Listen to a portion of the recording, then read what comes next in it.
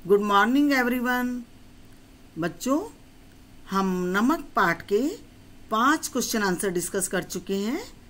तो आज डिस्कस करते हैं आगे के क्वेश्चन आंसर। क्वेश्चन नंबर 6, मानचित्र पर एक लकीर खींच देने भर से जमीन और जनता बट नहीं जाती है। उचित तर्कों व उदाहरणों के जरिए इसकी पुष्टि करें। आंसर है, यह कटु सत्य है कि मानचित्र पर एक लकीर खींच देने भर से जनता नहीं बढ़ती। जमीन तो बढ़ जाती है, लेकिन जनता का लगाव मूल स्थान से बना रहता है। इस कहानी का संदेश भी यही है। पाकिस्तानी कस्टम अधिकारी तथा भारतीय कस्टम अधिकारी क्रमशः दिल्ली व ढाका को आज भी अपना वतन मानते हैं। भारतीय सिख बीबी लाहौर को अपना वतन बताती है। तीनों को अपने अपने वतन से लगाव है। सिख बीबी लाहौर का नमक चाहती है। भारतीय कस्टम अधिकारी ढाका के नारियल पानी को लाजवाब मानते हैं। पाकिस्तानी कस्टम अधिकारी दिल्ली की जामा मस्जिद की सीढ़ियों को सलाम करते हैं। उन्हें विश्वास है कि एक दिन हम फिर पहले जैसे ही एक हो जाएंगे। बच्चों, यह सच है कि इतने वर्षों से खींची गई यह लकीर आज भी लोगों को बांटने में सफल नहीं हो सकी। आज भी भारत के लोग अपने रिश्तेदारों से मिलने के लिए पाकिस्तान जाते हैं और पाकिस्तान के लोग भारत आते हैं। नेक्स्ट क्वेश्चन, नमक कहानी में भारत व पाक की जनता के आरोपित भेदभावों के बीच मोहब्बत का नमकीन स्वाद घुला हुआ है, कैसे? आंसर, आरोपित भेदभाव है कि भारत पाकिस्तान दो पृथक देश हैं, दो अलग अलग देश हैं। सफिया के भाई के व्यवहार में यह भेदभाव स्पष्ट दिखाई देता है। इस आरोपित भेदभाव के बाद भी सिख बीबी और सफिया और पाकिस्तानी कस्टम अधिकारी सुनील दास गुप्त व सफिया के व्यवहार में जो स्नेह सम्मान है, उससे प्रकट होता है कि दोनों देशों की जनता के बीच मोहब्बत का नमकीन स्वाद आज भी है। यह स्वाद इस कहानी में भी घुला हुआ नजर आता है। आज भी लोगों को जन्मभूमि की यादें व्याकुल बना देती हैं।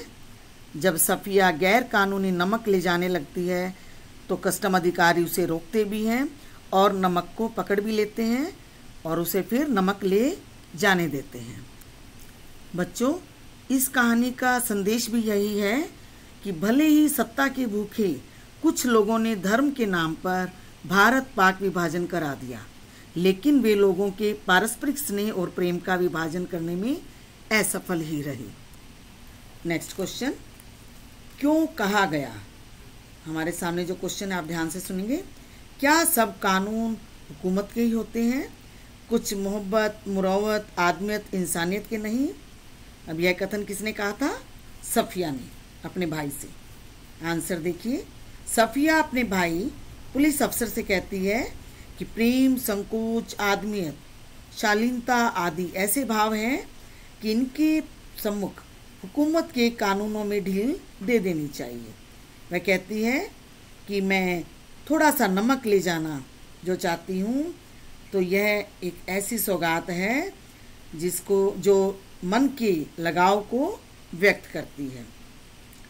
तो सफिया का कहना यही था कि थोड़े से नमक के लिए क्या हुकूमत जो है कानून में ढील नहीं करेगी? जरूर करेगी, उसका ये विश्वास है। नेक्स्ट क्वेश्चन, भावना के स्थान पर बुद्धि धीरे धीरे उस पर हावी हो रही थी। सफिया अपने पुलिस अफसर भाई से बात करते समय भावुक थी, लेकिन उसके द्वारा नमक ले जाना गैर कानूनी बताने के बाद उसने बुद्धि से काम करने का फैसला लिया। भावना को दबाकर बुद्धि से रास्ता खोजने का निर्णय लिया। भावना से जब काम न चले तो उसका मानना है बुद्धि से काम ले लेना चाहिए। नेक्स्ट क्वेश्चन, मोहब्बत तो कस्टम से इस तरह गुजर जाती है कि कानून हैरान रह जाता है। पाकिस्तानी कस्टम अधिकारी सफिया से कहते हैं कि मोहब्बत के सामने कस्टम वाले भी लाचार हैं। प्रेम या लगाव के सम्मुख कस्टम के कानून निष्प्रभावी हो जाते हैं। मोहब्बत कस्टम के कानून को दूर रख आसानी से आगे बढ़ जाती है। सफिया इसी आधार पर नमक लाने में सफल होती है। नेक्स्ट क्वेश्चन, हमारी ज़मीन हमारे पानी का मज़ा ही कुछ और है। अब ये बात किसने कही थी? भारतीय कस्टम अधिकारी ने, जिसका नाम था सुनील दास गुप्त। वह अपना वतन ढाका को मानते हुए वहाँ की ज़मीन और वहाँ के पानी की प्रशंसा करता है। इसका कारण यह है कि अपना जन्म स्थान सभी को प्यारा लगता है।